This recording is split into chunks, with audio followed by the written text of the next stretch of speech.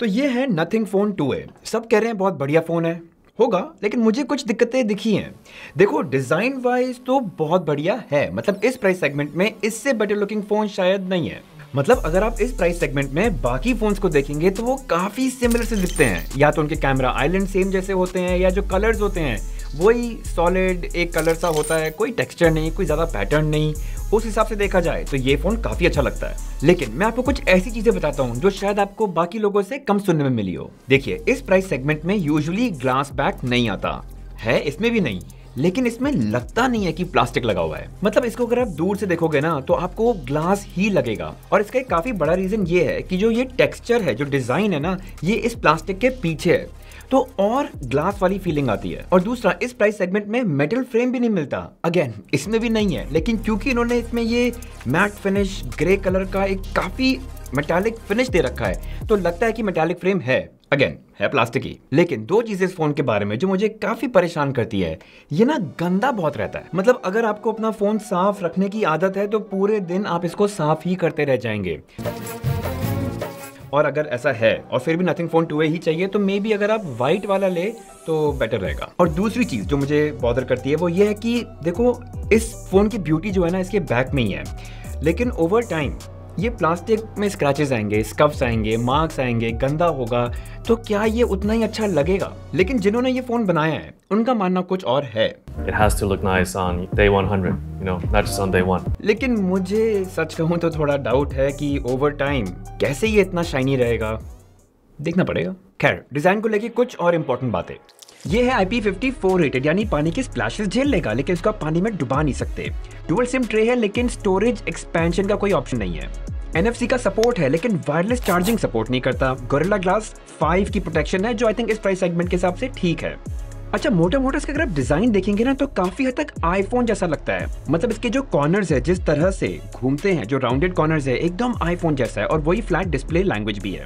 और बाकी फोन्स की कंपैरिजन में जो इस प्राइस सेगमेंट में है, ये फोन थोड़ा सा ना ज्यादा थिक है, but in a good way, मतलब पकड़ने में बहुत अच्छा लगता है। लेकिन अगर आपको मोटा मोटा बताऊं तो 25,000 के नीचे का फोन है, ये ऐसा तो बिल्कुल नहीं लगता। अच्छा, आगे जाने से पहले मेरे को एक चीज पहले एड्रेस करनी है, वो है इसकी ग्लिफ लाइट्स। देखिए, कोई डाउट नहीं है कि ये डिजाइन का बहुत बड़ा पार्ट है, लेकिन प्लीज इसके बेसिस पे ही अकेले आप इस फोन को खरीद मत लीजिएगा। यूनिक है, कूल है, लेकिन इतना यूजफुल नहीं रहेगा ओवर टाइम। देखिए, जैसे आईफोन में डायनामिक आइलैंड आया, सैमसंग के फोन्स में 200 मेगापिक्सल का ये मोड आया था कैमरा में, लेकिन एक्चुअली देखा जाए तो इसको यूज कितना करते हैं। आते वक्त ये हल्ला बहुत मचाते हैं, लेकिन ओवर टाइम यूजर के लिए ये इतना यूजफुल रहता नहीं है। तो देखिए, ये तो हो गए डिजाइन इश्यूज, लेकिन एक्चुअल इशू तो मेरे को इसके डिस्प्ले को लेकर है। देखो, वैसे डिस्प्ले बड़ी है, 6.7 इंच का डिस्प्ले है, 120 हर्ट्ज का रिफ्रेश रेट है, कहते हैं डॉल्बी विजन HDR रेडी है, लेकिन नेटफ्लिक्स पे अगर आप जाके देखेंगे तो नेटफ्लिक्स पे HDR का सपोर्ट नहीं है आपके पास। और स्पेक्स वाइज सब ठीक ही है, बट वो मेन प्रॉब्लम नहीं है। मेन प्रॉब्लम है स्क्रीन की ब्राइटनेस, क्योंकि इसकी ब्राइटनेस जो है ना 700 निट्स की है, जो बहुत ज्यादा नहीं मानी जाएगी आज के दिन में इस प्राइस सेगमेंट में। और पीक ब्राइटनेस 1300 निट्स तक जाती है, लेकिन वो तो कुछ टाइम ही चलेगी ना आउटडोर्स, बाकी टाइम। और इसी प्राइस सेगमेंट में अगर आप पोको X6 को देखें या Redmi Note 13 Pro को देखें, उनकी ब्राइटनेस इसकी ब्राइटनेस से तो ज्यादा है ही। तो यार, अगर आपका आउटडोर यूज बहुत ज्यादा है, आप मूवीज, टीवी शोज, नेटफ्लिक्स वगैरह बाहर बहुत देखते हैं, तो आपको दिक्कत आ सकती है। चलिए, अब बात करते हैं परफॉर्मेंस की। और अगर आपने बाकी नथिंग फोन 2A की वीडियोस देखी हैं तो आपको पता होगा कि ये कोई परफॉर्मेंस मॉन्स्टर तो नहीं है। इनफैक्ट कुछ लोगों ने तो रिपोर्ट किया है कि काफी लैगी भी है। और हाँ, स्टार्टिंग में ये था भी थोड़ा लैगी एंड बगी, लेकिन अभी कुछ हाल फिलहाल में 2-3 अपडेट्स आ गए हैं, उसके बाद ये थोड़ा इंप्रूव डेफिनेटली हुआ है। और फोन का UI ना वैसे काफी स्मूथ है, मतलब ऑप्टिमाइजेशन सच में अलग लेवल की है। जो ये ट्रांजिशंस हैं और इफेक्ट्स हैं, इनके काफी फ्लूइड, बटरी स्मूथ लगते हैं। और इन सब के पीछे नथिंग OS 2.5 का काफी रोल है, उसके बारे में हम बात करेंगे थोड़ी देर में। लेकिन पहले बात करते हैं गेमिंग की। और जैसे मैं एसफॉल्ट 9 खेल रहा हूँ, एक्चुअली कोई इशू नहीं आया, बहुत देर भी खेला तो कुछ खास गर्म नहीं हुआ। कॉल ऑफ ड्यूटी को आप ultra frame rate and high graphic settings पे खेल सकते हैं और गेम प्ले में कोई भी इशू नहीं आया। इनफैक्ट BGMI भी मैंने ट्राई किया, तो उसमें भी आप अल्ट्रा और HDR सेटिंग पे अगर इस गेम को करें तो भी खेलने में कोई दिक्कत नहीं आई। सो अगर आप फ्रेम रेट चेक करें ऊपर तो काफी रिस्पेक्टेबल है। और हाँ, अगर आपको कभी कभी 4K वीडियो जो अपने फ़ोन से शूट किया अगर उसको भी एडिट करना है तो जैसे मैंने यहाँ VN एडिटर खोल रखा है, काम करता है, कोई प्रॉब्लम नहीं है। सुपर स्नैपी नहीं होगा लेकिन काम आपका चल जाएगा। लेकिन इन सब चीज़ों के बावजूद देयर आर टाइम्स जो लगता है कि हाँ ये फ़ोन थोड़ा तेज़ हो सकता था। जैसे मान लीजिए आपने एक फोटो ली और जैसे आप गैलरी में जाएंगे इमीडिएटली तो ना प्रोसेसिंग टाइम दिखाता है, ये सही नहीं लगता। और इन्होंने ना UFS 2.2 यूज कर रखा है जो एक स्लो इंटरनल स्टोरेज होती है। अगर यही ये UFS 3 यूज करते तो इनके परफॉर्मेंस थोड़ी और तेज हो सकती थी जो अच्छी लगती। लेकिन परफॉर्मेंस के मामले में एक चीज जो सही में काफी अच्छी है वो है इसकी बैटरी लाइफ। तो देखो गाइस, आपको इसमें मिलती है 5000 mAh की बैटरी कैपेसिटी, लेकिन इतनी कमाल की ऑप्टिमाइज्ड है कि ये आराम से 7 से 8 घंटे का स्क्रीन ऑन टाइम देती है। तो मतलब एक पूरा दिन तो बड़े आराम से। और हाँ, ये 45 वॉट की चार्जिंग स्पीड सपोर्ट करता है जो एक घंटे के अंदर आपके फोन को पूरा चार्ज कर देगी।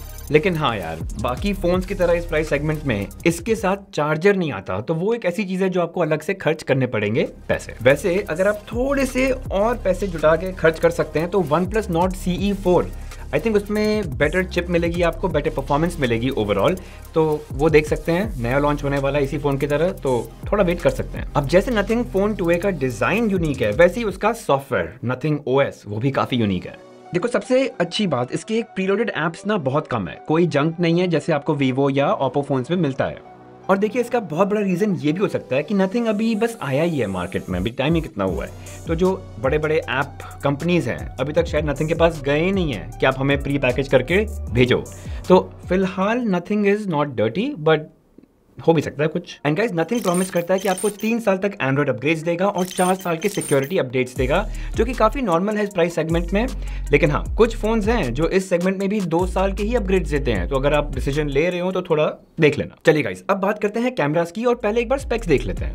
तो इसमें आपको ना 2 ही कैमरा मिलते हैं, एक 50 मेगापिक्सल का primary camera optical image stabilisation के साथ और एक 50 मेगापिक्सल का अल्ट्रा वाइड कैमरा। बस अच्छी बात यह है कि उन्होंने जबरदस्ती का मैक्रो कैमरा नहीं घुसाया जस्ट बिकॉज देना होता है, लेकिन हाँ, अगर टेलीफोटो लेंस होता तो अच्छा होता।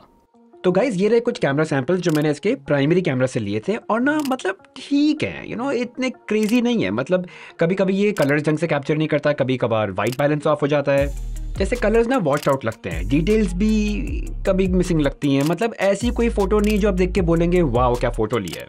और डिस्क्रिप्शन में एक लिंक होगा जिससे आप ये सारी फोटोज डाउनलोड करके क्वालिटी खुद चेक कर सकते हैं। पोर्ट्रेट फोटोज में भी ना मतलब हिट और मिस वाली बात है, हर बार एक्यूरेट होता नहीं है, कभी कभार तो फोकस फॉल ऑफ ही बड़ा अजीब सा लगता है। मतलब फोटो को देख के लगना चाहिए ना कि नेचुरली पोर्ट्रेट थी, वो फील ना मिसिंग है। Nothing को काम करना चाहिए इस पे। लो लाइट में भी कहानी कुछ हद तक ना सेम ही है, मतलब कुछ फोटोज तो ठीक आ जाती है, लेकिन फिर कभी कभार जैसे ये फोटो है एकदम ही डिटेल खत्म हो गई, और इस फोटो में तो कुछ कलर्स ही कैप्चर नहीं हुए, काफी वॉश्ड आउट लग रही है। कहने का मतलब बस इतना है कि थोड़ी इनकंसिस्टेंट या अनरिलायबल परफॉर्मेंस है लो लाइट में, और मतलब अगर आसपास थोड़ी बहुत लाइट है तो शायद ठीक ले लेगा, वरना तो छोड़ दो। लेकिन सेल्फीज के मामले में आई थिंक इसने काफ़ी अच्छे फोटोज़ लिए, चाहे मैं सन को फेस कर रहा हूँ या सन मेरे पीछे है। आई थिंक डायनामिक रेंज भी काफ़ी अच्छी पकड़ी इसने, जो चेहरे के स्किन टोन्स हैं वो भी काफ़ी अच्छा कैप्चर किया है और डिटेल्स भी सही है।